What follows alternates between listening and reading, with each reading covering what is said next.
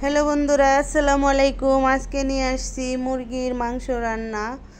সেটা হচ্ছে আদা রসুন বাটার ঝামেলা ছাড়াই। আমি আজকে আদা রসুন কুচি দিয়ে আপনাদের মাংস রান্না করে দেখাবো। এর জন্য আমি এখানে আদা কুচি নিয়েছি, রসুন কুচি নিয়েছি, কিছু তেজপাতা, লবঙ্গ, এলাচ, দারচিনি আর মুরগি নিয়েছি, পেঁয়াজ কুচি নিয়েছি। এবার আমি কড়াইয়ে তেল দিয়ে দিলাম। তেলটা গরম হওয়ার পর আমি এখানে আদা রসুন কুচি এগুলা দিয়ে দিব। এগুলা বাদামি করে ভেজে নেওয়ার পর আমি এখানে গরম মশলা দিয়ে দিব। গরম মশলা নেড়ে চেড়ে পেঁয়াজ কুচি দিয়ে দিব। পেঁয়াজগুলো হালকা বাদামি করার পর আমি একটু কাঁচা জিরা দিয়ে দিব। তারপর আমি হলুদ গুঁড়া 1 চামচ, মরিচের গুঁড়া 1 চামচ, ধনিয়ার গুঁড়া 1 চামচ, 1 চামচ জিরার গুঁড়া, স্বাদ মতো লবণ দিয়ে নেড়ে চেড়ে সামান্য পরিমাণ পানি দিয়ে দিব। আজকে কিন্তু এখানে আমি একটু আদা রসুন বাটা দেব না। মশলাটা কষানোর পর আমি এখানে মুরগির মাংস দিয়ে দিলাম। মুরগির মাংস দিয়ে ভালো করে নেড়ে চেড়ে এবার আমি ঢাকনা দিয়ে ঢেকে দিব 10 মিনিটের জন্য। ঢাকনা দিয়ে ঢেকে দিলাম। ফিরে আসছি 10 মিনিট পর। দেখুন মাংসের ভিতরে পানি উঠে এসেছে। আমি কিন্তু আজকে এক্সট্রা কোনো পানিও ব্যবহার করব না। আমি এই পানি দিয়েই মুরগির মাংস রান্না করব।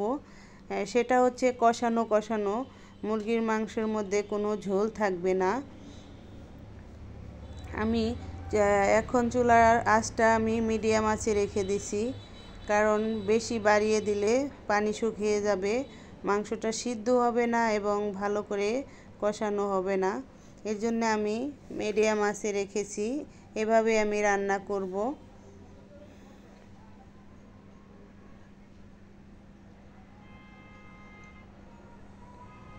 মাংস রান্নাটা হয়ে গেছে প্রায়।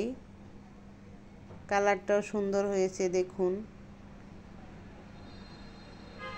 এইভাবে রান্না করলে রান্নাটাও তাড়াতাড়ি হয়ে যায় এবং আদা রসুন বাটার ঝামেলা নেই, সময়ও কম লাগে। হঠাৎ বাসায় মেহমান আসলে এভাবে রান্না করবেন, দেখবেন খেয়ে সবাই ভালোই বলবে। বাটাবাটি করতে অনেক সময় লাগে, তাই বাটা ছাড়াও রান্না করা যায়, সেটা আমি করে আপনাদের দেখালাম। আপনারাও বাসায় ট্রাই করবেন, খেয়ে দেখবেন, আসলেই মজা। ধন্যবাদ সবাইকে।